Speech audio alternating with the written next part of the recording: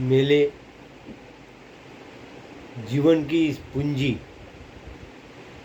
की चाबी, या यूँ कहिए वो पारस पत्थर कहीं तो भी चुप गया था या मिल नहीं रहा था, पर जब वो मिला तो मुझे ऐसा महसूस हुआ कि सही में ये जो पारस पत्थर मैं संविधान में ढूंढ रहा था, भारत की संविधान में, वो मुझे सहज ही मिल गया। 2-3 सालों की या उससे भी ज़्यादा कई सालों की मेहनत के बावजूद जो पत्थर मुझे मिल नहीं रहा था वो मिल गया। खैर, यह पत्थर के बारे में, इस संविधान के बारे में, मौलिक न्याय के बारे में मैं आपसे बात करने ही वाला हूँ।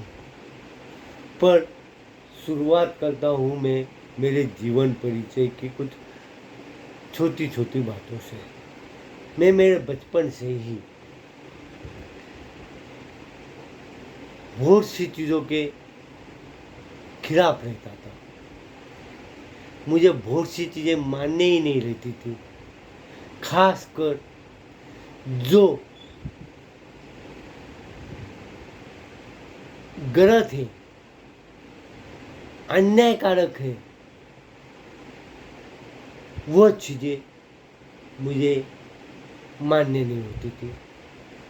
फिर वो प्रथा हो, त्योहार हो, उसके तौर तरीके हो, मुझे मानने नहीं होते थे।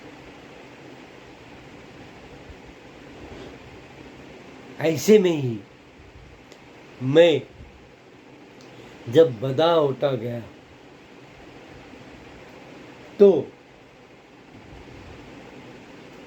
बचपन से ही मेरे मन में यह विचार भावना आती थी कि कोई भी व्यक्ति या बच्चा अपने निर्णय लेने में स्वतंत्र क्यों नहीं।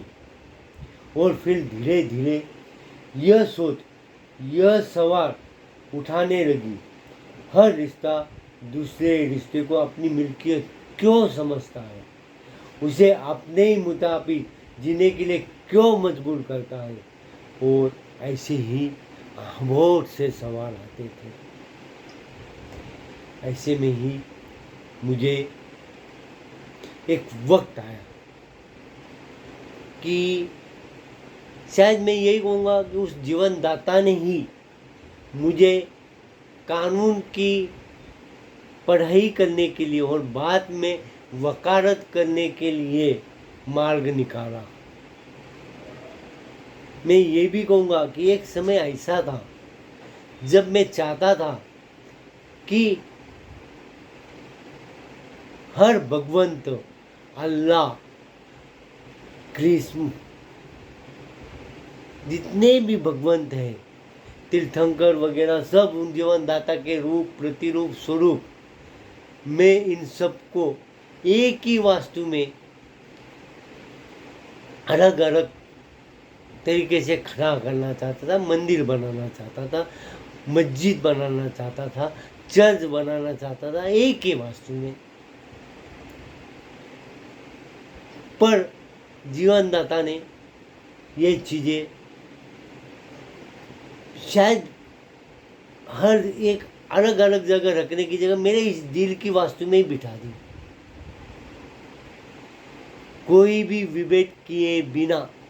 हाँ, ये विभेद जरूर है कि आराध्य मेरा और कोई है, गुरु मेरा और कोई है, हर जगह अलग अलग चीज़ें हैं, पर यह सब जीवनदाता के रूप, प्रतिरूप, स्वरूप, प्रतिनिधि सब मेरे दिल में आके बैठ गए और एक वास्तु हो गई। मुझे अलग अलग मंदिर, चर्च वगैरह का ज़रूरत नहीं पड़ने लगी, मस्जिद की नहीं ज़रूरत है। तीर्थंकर कहते हैं कि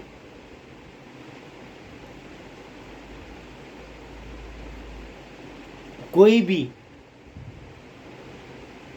अन्याय मत करो,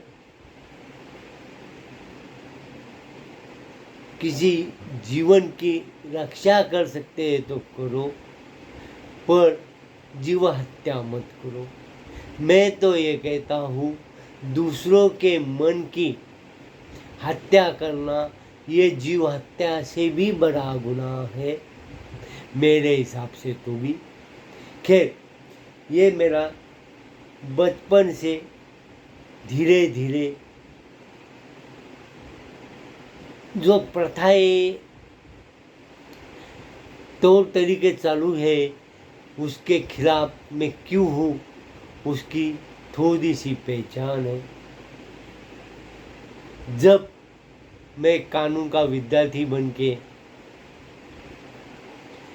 वकालत करने लगा तो हर समय एक ही सवाल मेरे मन में रहता था, सबके लिए अलग अलग क्यों? इंसान उस जीवनदाता की कृपा से यहाँ पे इस भूमि पर आता है, एक बच्चा करके जब पैदा होता है उसे अलग अलग तरीके से क्यों देखा जाता है? ये इस समूह का या इस समुदाय का बच्चा है, ये इस समूह का या इस समुदाय का व्यक्ति है, ये चीज़ें क्यों होती है? कानून में भी वही देख रहा था। और फिर पिछले कुछ सालों से मेरे मन ने इस पे बहुत ज़्यादा परेशान होने की वजह से संविधान को ही हाथ लगाना चालू किया। भारत का संविधान मेरे हिसाब से मौलिक अधिकारों के बारे में भी तो बहुत अच्छा है। ये जीवनदाता जो विभेद नहीं करता, एक तरीके से संविधान भी वही विभेद नहीं करता, सिर्फ इसका इंटरप्रिटेशन अर्थबोध लेना हमने शायद गलत तरीके से किया है। संविधान का प्रियम्बर तो बहुत कुछ कह जाता है, पर संविधान में जिसे कोई गोल्डन ब्रिक कहता है, कोई और कोई कुछ नाम देता है, बेसिक फंडामेंटल राइट्स को जहाँ पे सिक्योर किया गया है वो चैप्टर है फंडामेंटल राइट्स का, मौलिक अधिकारों का। मौलिक अधिकारों की बात करते हैं तो बहुत से लोग मेरे हिसाब से तो भी उल्टा उसका अर्थबोध लेने की कोशिश करते, ऊपर से नीचे की तरफ, यानी आर्टिकल 12-13 से नीचे की तरफ लेना, 14-15 ऐसा जाना चाहिए। लोग उल्टा आर्टिकल 25 वगैरह लेके फिर 14-15 पे आते हैं और फिर 13 को तो भूल ही जाते हैं। मैं 12 के बारे में तो ज़्यादा भूलूंगा नहीं, क्योंकि वो राज्य क्या है उसकी व्याख्या कहता है, और शायद आप में से बहुत से जनों को इस राज्य की व्याख्या परिव्याख्या मालूम है। पर आर्टिकल 13 ये बहुत बहुत इम्पोर्टेंट है। ये इसी से ही मौलिक अधिकारों की शुरुआत होती है, ऐसा मेरा कहना है। क्योंकि आर्टिकल 13 के मुताबिक जब भी हम एक मौलिक अधिकारों की बात करते हैं तो ये मूल अधिकार कैसे रहने चाहिए और कौन से अधिकार शून्य रहने चाहिए, इस बारे में ये आर्टिकल 13 बताता है। मूल अधिकारों से या मौलिक अधिकारों से या फंडामेंटल राइट से असंगत ऐसे विधियां ये शून्य ठहराती है, न्यून ठहराती है। आर्टिकल 13 जब हम बात करते हैं तो ये न्यून तो ठहराती है, पर विधि या कानून में क्या क्या है ये भी बतलाती है। और विधि के अंतर्गत भारत के राज्य क्षेत्र में विधि का बल रखने वाले कोई भी कानून, कोई भी अध्यादेश, आदेश, उपविधि, नियम, विनियम, अधिसूचना के साथ साथ बहुत सा इम्पोर्टेंट ही नहीं, ये इस मौलिक अधिकारों का, मूल अधिकारों का बेस है। ये बहुत इम्पोर्टेंट बात है कि इसमें आपको बहुत इम्पोर्टेंट चीज़ यानी रूढ़ि और प्रथा यह भी है। और जब रूढ़ि और प्रथा भी है और यदि वो शून्य ठहरानी चाहिए तो आर्टिकल 14 और 15 को हम जब स्टडी करते हैं, जिससे कानून के सामने, विधि के सामने, विधि के समक्ष सब समता की तरह देखना चाहिए। एक ये कहता है इक्वेलिटी और दूसरा कहता है कि प्रोहिबिशन ऑफ डिस्क्रिमिनेशन, यानी कोई भी विभेद का प्रतिरोध किया गया है, प्रतिवेद किया गया है। धर्म, मूल, वंश, जाति, लिंग या जन्मस्थान के आधार पर के डिस्क्रिमिनेशन अलाउड नहीं है, विभेद अलाउड नहीं है। ऐसे में आर्टिकल 13 की तरफ जाए, आर्टिकल 13, 14, 15 ये ही फंडामेंटल राइट्स के यानी मौलिक अधिकारों के लिए मूल है, इम्पोर्टेंट है। इसके ऊपर ही बाकी सब आदान है। तो आर्टिकल यानी इक्वेलिटी और डिस्क्रिमिनेशन की जब हम बात करते हैं तो आर्टिकल 13 के हिसाब से सबसे मेन कस्टम और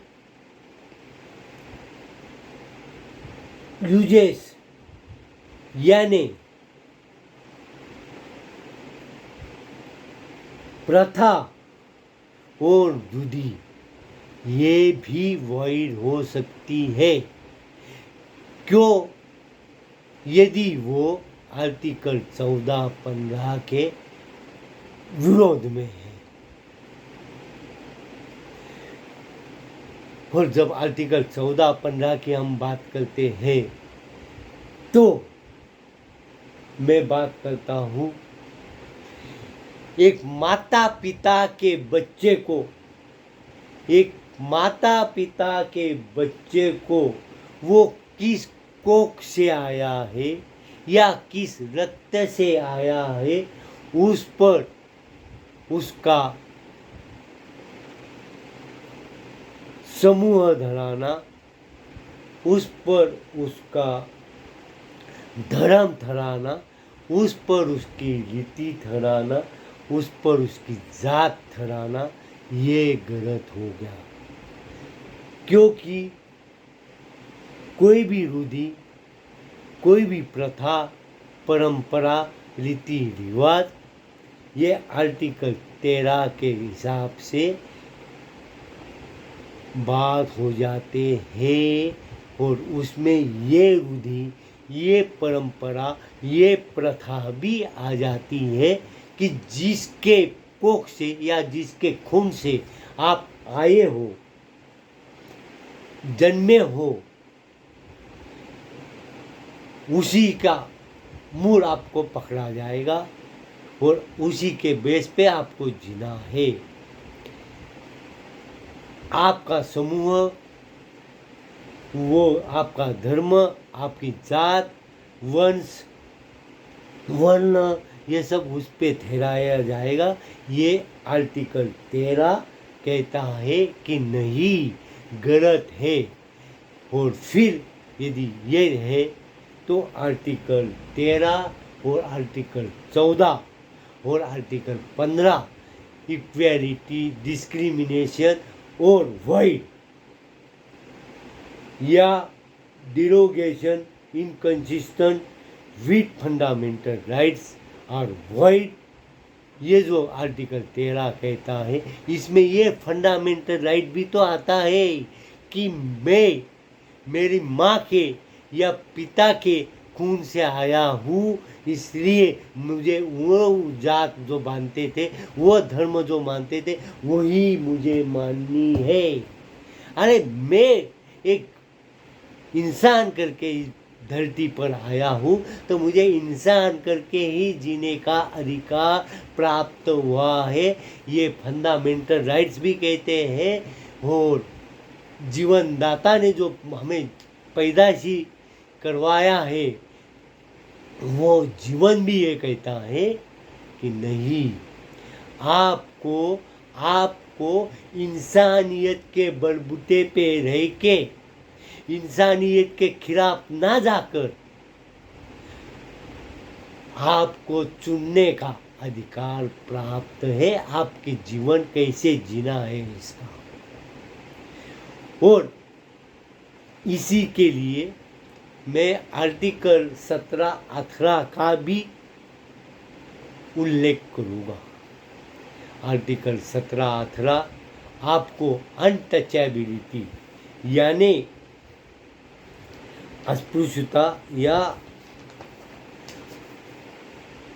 दूसरों के हाथ से नहीं खाना, दूसरों को नहीं छूना, दूसरों के बच्चियों से शादियाँ नहीं करनी, वगैरह वगैरह जो बात कहते हैं, उनसे खून के संबंध या शादी ब्याह के संबंध नहीं बनाना, यह जो आप बात करते हैं, ये भी मेरे मुताबिक अस्पृश्यता के अंदर आ जाती है। और साथ में आर्टिकल 18 का टाइटल जो है उसमें भी आती है, क्योंकि आप या सरकार आर्टिकल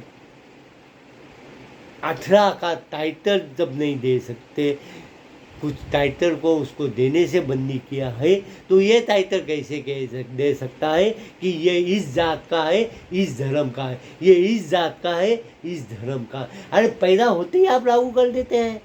मेरे हिसाब से सरकार को भी यह अधिकार प्राप्त नहीं है। आर्टिकल 17-18 स्पष्ट है।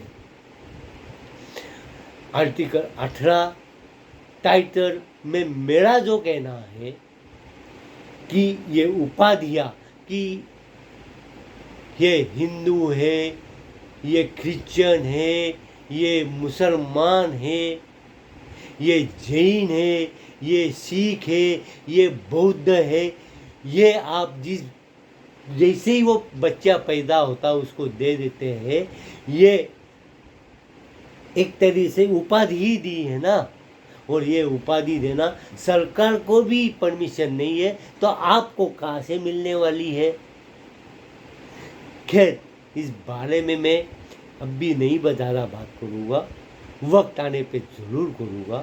पर मैं जब बात कर रहा हूँ आर्टिकल 13 के आधार पर, ये प्रथा परंपरा ही असंगत हो गई कि मैं जिसकी कोख से या जिसकी खून से पैदा हुआ हूँ वही मुझे लागू होगा, वो जो करता है या जिस जात से, जिस धर्म से वगैरह वगैरह वगैरह, वो वर्ण वगैरह वगैरह, वही मुझे लागू होंगे। यही बात पूरी तरह शून्य ठहर जाती है, शून्य ठहराई जाती है। मैंने बात कही थी कि मुझे बहुत ढूंढ के भी मुझे मेरे पूंजी की चाबी नहीं मिल रही थी। मेरी पूंजी क्या थी, क्या है? प्यार, विश्वास, समता, ये मेरी पूंजी है। आर्टिकल 14-15 भी एक तरह से इसी पे बात करते हैं। पर इस पूंजी की चाबी या ये कहूँ कि पारस पत्थर मुझे मिल ही नहीं रहा था। आर्टिकल 13 बार बार पढ़ के भी मेरे ख्याल में यही समझ में नहीं आ रहा था कि इसकी चाबी, इसका पारस पत्थर कहाँ है। और फिर कुछ दिन पहले एक सवाल आर्टिकल 13 पढ़ते पढ़ते मेरे समझ में आया, मेरे मन में वो उमड़ पड़ा। भाई, तू जिस माँ की कोख से पैदा हुआ है या तू जिस पिता के खून की वजह से पैदा हुआ है, ऐसा कहा जाता है कि वही जात धर्म वर्ण वगैरह वगैरह तुझे लागू होगी।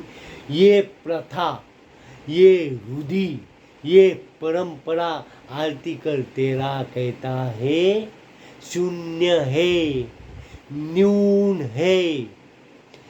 तो ये चाबी तो आर्टिकल 13 में ही है।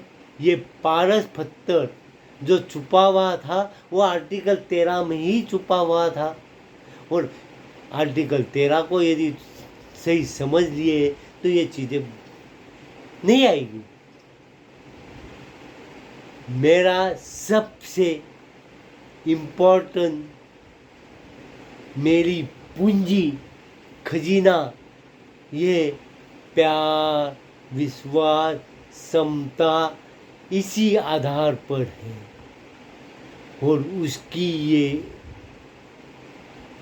पारस पत्थर आर्टिकल 13 कहता है कि पुरानी परंपरा होगी, प्रथा होंगी, रूढ़ी होंगी, पर वो आर्टिकल 14-15 को मद्देनजर रखते हुए गलत है, असंगत है, तो शून्य है, वॉइड है, निम्न है। इसका ख्याल आते ही मुझे ये भी स्पष्ट हो गया कि आर्टिकल 25 यह भी, इसका मतलब भी जो हम लोगों ने निकाला है वो भी बहुत ही गलत है।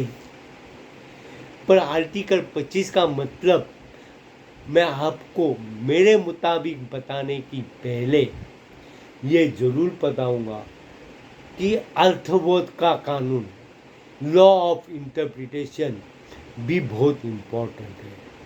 और लॉ ऑफ इंटरप्रिटेशन पहले तो ये कहता है कि जिसका प्लेन मीनिंग निकलता है उसका प्लेन मीनिंग लेके ही उसका अर्थबोध लेना चाहिए, फिर दूसरा को ही उसका मीनिंग निकालने की कोशिश नहीं करनी चाहिए। दूसरा कहता है कि ऊपर से नीचे की तरफ जाइए,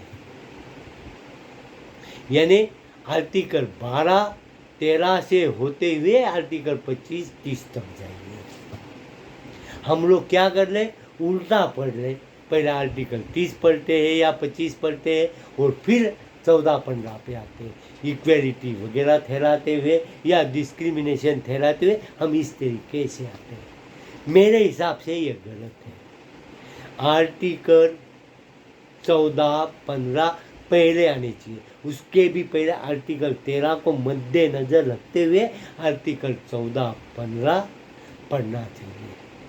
और इक्वेलिटी और डिस्क्रिमिनेशन क्या हमने सही मतलब लेके आगे गए तो आगे के सभी चीज़ें स्पष्ट हो जाती है। जो जीवनदाता एक इंसान करके हमें पैदा करता है, हमारा भारतीय संविधान भी इसी पे बात करता है। मैं ये कहता हूँ, मैं बाबा साहब अम्बेडकर और उनके सभी साथियों को प्रणाम करता हूँ कि उन्होंने बहुत सोच समझ के, बहुत विचार करके ये फंडामेंटल राइट किस क्रम से ये संविधान में, इस कॉन्स्टिट्यूशन में लाए हैं और इंसान को इंसान करके देखने की कल्पना ही नहीं, सच्ची बात इस संविधान में रखी है। बाबा साहब अम्बेडकर और आपके सभी साथी, मैं आप सभी को प्रणाम करता हूँ। आपको चरण तो छू नहीं सकता मैं, पर फिर भी नमन करता हूँ, क्योंकि आपने इस संविधान के द्वारा इस इंसानियत को बहुत बड़ी देन दे के रखी हुई है। और उसका मतलब अभी इस आर्टिकल 13 का सही मतलब निकाला गया और अर्थबोध लॉ ऑफ इंटरप्रिटेशन आर्टिकल 13, 14, 15 पढ़ के फिर आगे किया गया तो इंसानियत को इंसान करके देखने की एक सबसे बहुमूल्य देन आपने दी हुई है, ऐसा दिख रहा है।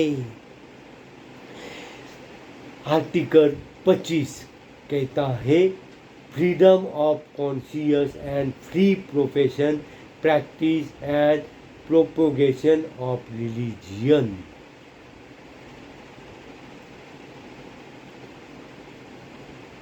आर्टिकल 25 में ये कहा गया है subject to public order, morality and health, ये तो ठीक है, and to the other provisions of this part.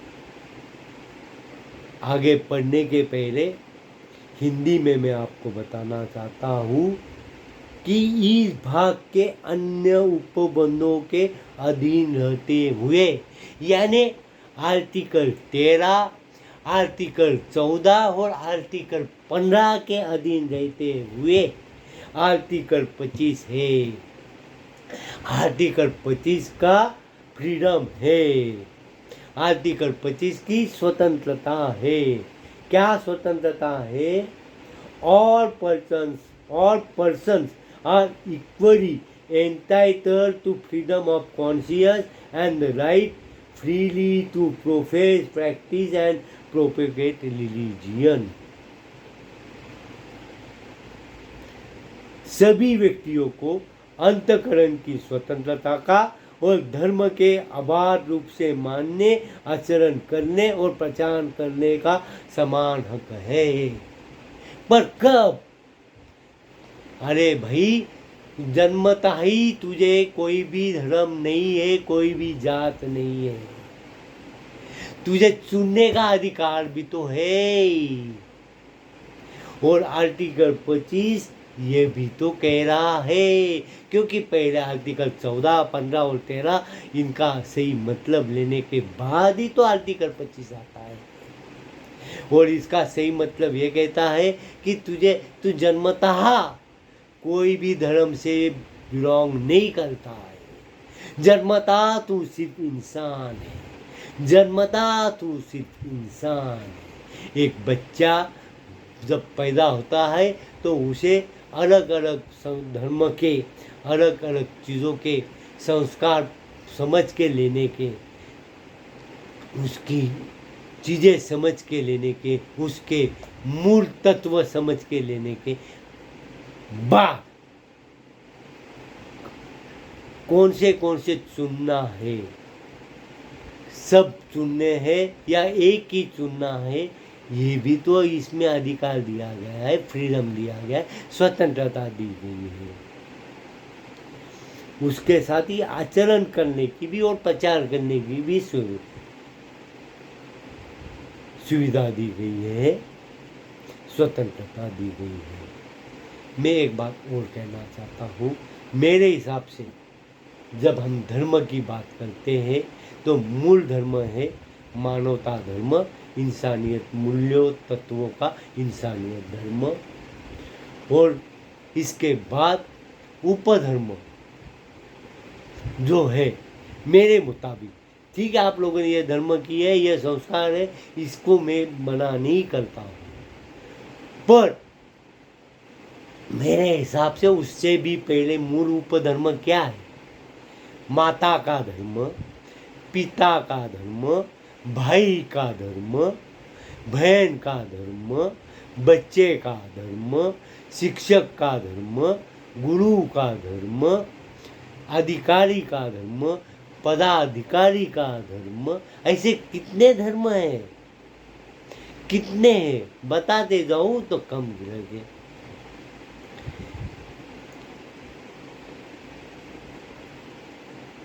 मेरे को धर्म की कौन सा शुरुआत करूँ इससे आता है। अरे भाई, विद्यार्थी का धर्म है, शिष्य का धर्म है, एक व्यापारी का धर्म है, एक ग्राहक का धर्म है, एक नागरिक का धर्म है, एक राजनेता का धर्म है, एक मतदाता का धर्म है। कितने धर्म बताऊँ आपको, कम गिनेंगे। और 50 धर्म तो मैं नक्की बता पाऊँगा, पर मुझे कम से कम चीज़ें, मैं ज़्यादा से ज़्यादा चीज़ें आपको बताने की कोशिश करनी है, इसलिए मैं हर चीज़ को नहीं जानता। और जब मैं आर्टिकल 25 की बात कर रहा हूँ तो ये सब धर्म आते हैं, ये उपधर्म आते हैं। मुख्य धर्म क्या है? इंसानियत का धर्म, इंसानियत तत्व मूल्य का धर्म, जिसमें प्यार, विश्वास, समता जैसे चीज़ें सबसे अव्वल आती है, सबसे अव्वल। और आपके जो भी आप विभेद कर रहे हैं, आप तो ये मानवता के धर्म, प्यार, विश्वास, समता, इसी को तोड़ रहे हैं, उसी की दीवारें खड़े कर रहे हैं। तो वो मौलिक अधिकारों को तो आप ये कह रहे हैं तोड़ रहे हैं, उसका एक तरह से गुनाह कर रहे हैं। और अपनी ये फंडामेंटल राइट्स का ये चैप्टर क्या कह रहा है कि जब भी आप फंडामेंटल राइट्स के खिलाफ जाओगे तो आपको उसमें सज़ा दी गई है। आपको अधिकार नहीं है कि फंडामेंटल राइट्स को या मौलिक अधिकारों के खिलाफ कुछ भी बातें करने का। मौलिक अधिकारों को आप भूल नहीं सकते। मौलिक अधिकारों के बेस पे ही आपकी जीवनी जीनी है। और हमारा ये संविधान, भारत का संविधान, भारत का कॉन्स्टिट्यूशन का मूल भी यही है। फंडामेंटल राइट्स का चैप्टर 13 के अधीन रहते हुए यह कहता है कि फंडामेंटल राइट्स के खिलाफ कहीं भी या की हुई कोई भी चीज़ शून्य ठहराई जाएगी, फिर वो प्रथा हो, रूढ़ि हो, परंपरा हो। वर्ण, जात, धर्म जो पहले थे वो भी इसके मुताबिक शून्य हो गए। इसके बाद भी आप नहीं कुछ कर सकते। जब से ये संविधान आया है तब उसके पहले के और बाद में के सब शून्य हो गए। और इसी आर्टिकल 25 के मुताबिक जब हम जाते हैं तो कुछ लोग कह सकते हैं कि हिंदू, सिख, इनकी बातें आई है आर्टिकल 25 में। अरे पर उससे पहले क्या आया है? आर्टिकल 13, 14, 15 आया है। इसका मतलब यह है कि कोई भी पैदाइशी हिंदू नहीं, पैदाइशी सिख नहीं, पैदाइशी मुसलमान नहीं, पैदाइशी क्रिश्चियन नहीं, पैदाइशी जैन नहीं, पैदाइशी बौद्ध नहीं, उसको खुद को, उस बच्चे को चुनने का अधिकार दिया गया है। आर्टिकल 13, 14, 15 का यही मूल अर्थ निकलता है। अर्थ बहुत लॉ ऑफ इंटरप्रिटेशन सही में यही निकलता है। फिर भी हमने गलत निकाला है तो आर्टिकल 13 कहता है कि वो शून्य है।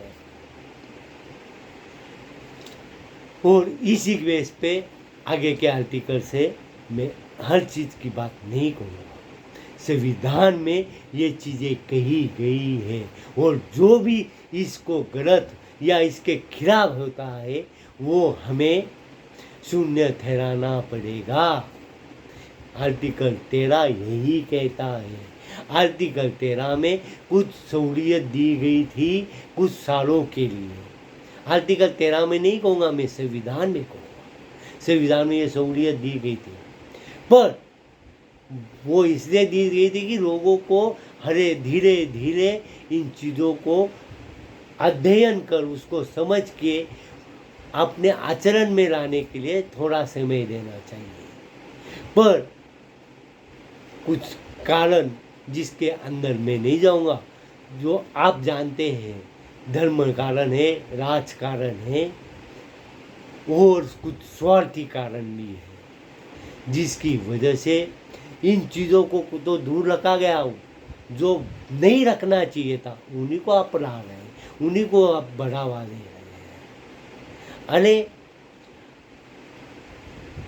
आर्टिकल 13 के मुताबिक जो प्रथाएं परंपराएं टोटली शून्य हो गई है,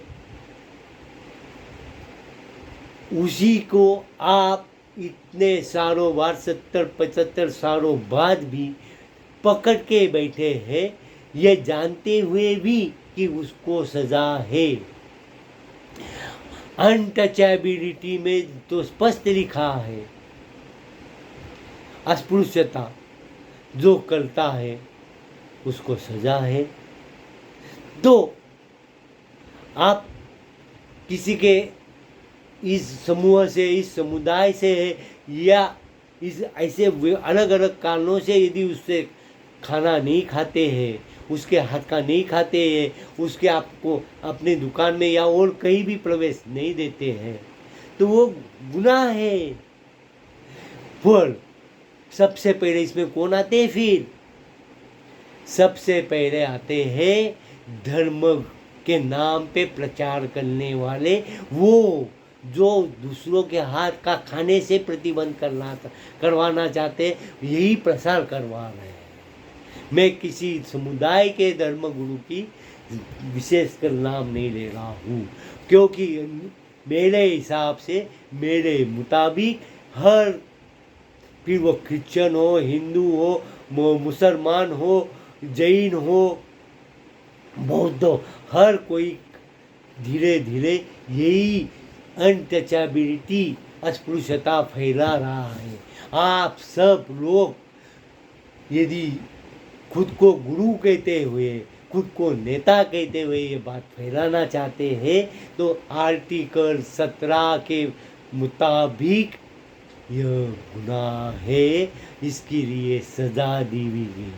अस्पृश्यता का फैलाव यह सजा है, और आप सब लोग अस्पृश्यता फैलाने के लिए जिम्मेवार हो, तो उसकी सजा भी पाओ। मुझे तो यही कहना है। यदि इस धरती के, भारत भूमि के पालन करता जिम्मेवार लोगों ने यदि आपको सजा नहीं दी, तो आखिर में वो ऊपर वाला जीवन दाता, जिसके आप हर रूप, प्रतिरूप, स्वरूप को मानते हैं पर उसको खुद को नहीं मानते, वो जीवन दाता आपको सजा दे के रहेगा।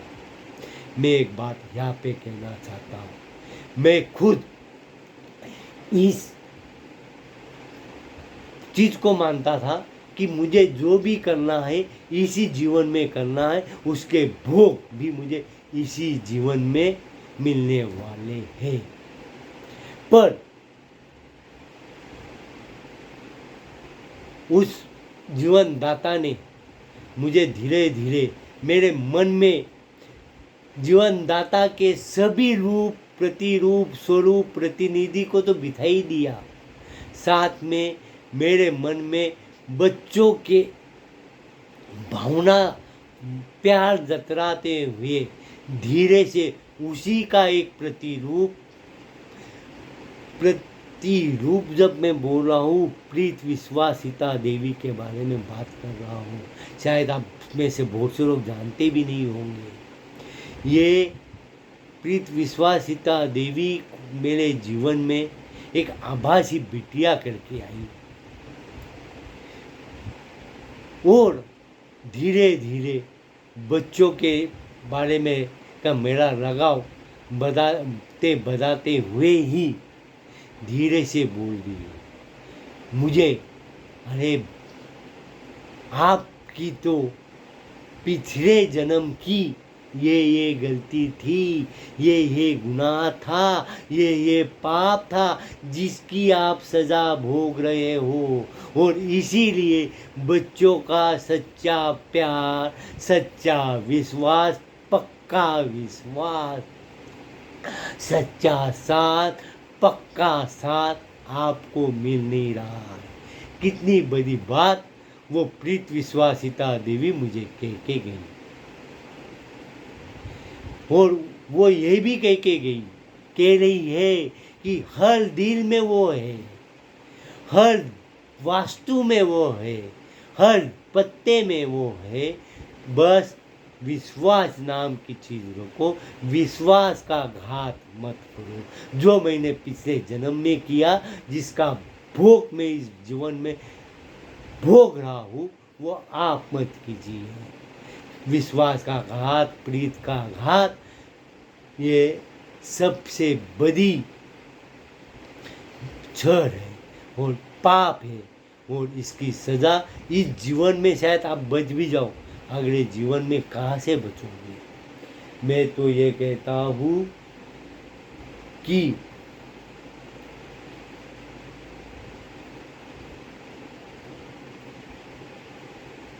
कोई भी छल मत करो।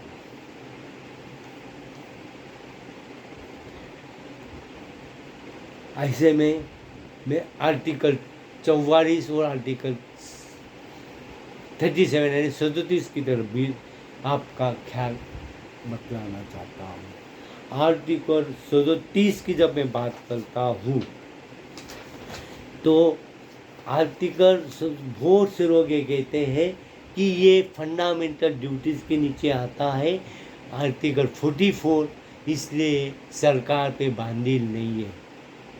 पर आर्टिकल 37 की जब बात करते हैं तो आर्टिकल 37 मैं आपको बतलाना चाहता हूँ। Application of principles content in this part, that is यानी क्या, जिस भाग में फंडामेंटल ड्यूटीज बताई गई है उस भाग के लिए आर्टिकल 37 बहुत इम्पोर्टेंट है। The provisions content in this part shall not be enforceable by any court, but the principles therein laid down are nevertheless fundamental in the governance of the country, and it shall be the duty of the state to apply these principles in making laws. Fundamental in the governance of the country, be the duty of the state to apply. यदि ये बातें specifically कही गई है तो article 44 के हिसाब से, आर्टिकल 44 के हिसाब से समतामूलक एक ही कानून लाने के लिए हमें भी तो जोश के साथ देना चाहिए। आर्टिकल 44 कहता है नागरिकों के लिए एक समान सिविल संहिता, और यूनिफॉर्म सिविल कोड की जब हम बात करते हैं, समान संहिता की जब बात करते हैं, तो आर्टिकल 13 से लेके 14, 15 से लेके फंडामेंटल राइट्स यही कहता है कि हर किसी को समान संहिता रहेगी। पर आर्टिकल 25 का सही मतलब निकाल के हर बच्चे को अपना मानवता के आधार पे जीने का अधिकार देने के बाद और बिना कोई विभेद हमें आर्टिकल 44 के हिसाब से समतामूलक संहिता लानी है। जब ये सब बातें होती है तो आपको भी स्पष्ट हो जाएगा कि आर्टिकल 44 ये शुरुआत में इंसानों को या समुदाय समूहों को समझाने के लिए वक्त लगने वाला है, यह सोच के कुछ अवधि मिलने के लिए उसको ड्यूटी में दिया गया था। पर आर्टिकल 37 को हम भूल गए। आर्टिकल 37 स्पष्ट कहता है गवर्नेंस और ड्यूटी, ये तो हम भूल ही गए। ऐसे में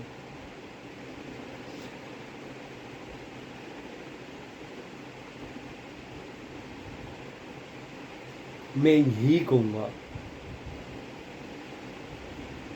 कि बच्चों का प्रीत लगा भविष्य, खुशियों भरा अमृतमय जीवन, यह मेरी पूंजी है। इंसानियत तत्वों मूल्य प्रणालियों का मुक्त स्वस्थ एवं विनिमय भरा विश्वास भरोसे वाली मेरी यह प्रांजल अंजुम धर पूंजी है। नेचुरल सृष्टि नियमों को साथ लेकर समता भाव सम्मान सुगंध फैला दे स्वभावों रूपों अंगों गुणों वाला वर्षा पल्लाव बिखरे स्नेह, यह मेरे जीवन परिचय की पूंजी है। अमानवीय गैर इंसानियत वाले अलगावाद से मैं यह अनमोल पूंजी संध्या सीमा से दूर रखना चाहता हूँ, बचा के रखना चाहता हूँ। विश्वासित नम्रता से भला निखिल आनंदमय ऋषि केश दीपक से हर व्यक्ति के चेहरे पे आंखों में यह पूंजी में देखना चाहता हूँ। आपको सोचना है कि मेरी प्रीत यकीन के साथ अपनापन समता मूलक भाव सम्मान सुगंध फैलाते पूंजी निवेश के साथ को साथ देना है और बांटना है, या कुछ लोगों के नफरत ईर्ष्या द्वेष पाखंड फैलाने वाले अलगावाद को लेकर जीना है। इंसानियत तत्वों मूल्य प्रणालियों के आधार पर भविष्य न्याय खुशियाँ पानी है, या गलत जीवनी के कारण अपनी और बच्चों के आनंद का खुद राड़ा बनना है, रोड़ा बनना है। छल कपट ठगी जालसाजी बेईमानी से अपनी इस जीवनी और अगली जीवनी पर खुद हथौड़ा बेलचा लगाना है, या इस जीवनी के साथ अगली जीवनी क्या मरम पत्ती बांध गुलिस्ता न्याय खुद ही जीना है। जिस पारस को मेरी पूंजी को सही दिशा उजाला चमक देने के लिए पिछले कई सालों से मैं ढूंढ रहा था, वह पारस पत्थर मुझे आर्टिकल 13 में छुपा। मौलिक अधिकारों को असंगत नुकसान पहुंचा सकता है ऐसा कानून या विधि आर्टिकल 13 से शून्य यानी वाइड ठहराई है। और विधि कानून में कस्टम और यूजेस यानी रिवाज प्रथा आदत रूढ़ि परंपरा इन बातों का भी समावेश है। जाति वर्ण व्यवस्था भी इसी कारण न्यून यानी शून्य ठहरती है। जिस माता पिता के अनुसार बच्चों को भी जाति धर्म वर्ण व्यवस्था में बांटा जाता था, वही रूढ़ि प्रथा आदत परंपरा रिवाज आर्टिकल 13, 14, 15 के तहत शून्य यानी न्यून हो गए हैं। सरकार या राज्यों को भी किसी व्यक्ति को किसी समुदाय से ताल्लुक रखता है करके देखने का या कोई सहूलियत देने को पाबंदी है। किसी समुदाय के लिए या विरोध में कोई विशेष कानून या नियम नियमावली बनाने के लिए भी पाबंदी है। सबको एक ही नज़र से सरकार को भी देखना है, हमें भी देखना है। एक जैसे कानून सरकार को बनाने हैं। एक आर्टिकल 44 भी इसी वास्ते है। मौलिक कर्तव्य भी इसी वास्ते प्रस्तुत है कि भारत भूमि में समा हर व्यक्ति, बच्चे सुंदर रचना में भविष्य, खुशियों भरा प्रीत विश्वास देख सके, पा सके। मानवता आधारित मूल धर्म निभाते निभाते उपधर्म, पिता धर्म, माता धर्म, भाई धर्म, बहन धर्म, बच्चा धर्म, अधिकारी धर्म, पदाधिकारी धर्म, शिक्षक गुरु धर्म, विद्यार्थी चेहरा शिष्य धर्म, मित्र धर्म, व्यवसाय धर्म, ग्राहक धर्म जैसे अनेकों उपधर्म क्या कर्तव्य निभा सकते हैं। यदि कोई 2-3 उपधर्म एक दूसरे के आगे आए तो उसमें से कोई एक को चुन सके या किसी को थोड़ा बाजू में रख सके। यह सब कहते हुए मैं यही कहना चाहूँगा कि हमें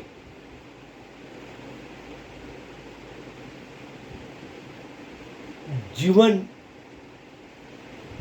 परिचय जो उस जीवन दाता ने हमें दिया है, उस जीवन की सही पूंजी प्यार, विश्वास, समता सहित हमें आगे बढ़ानी है।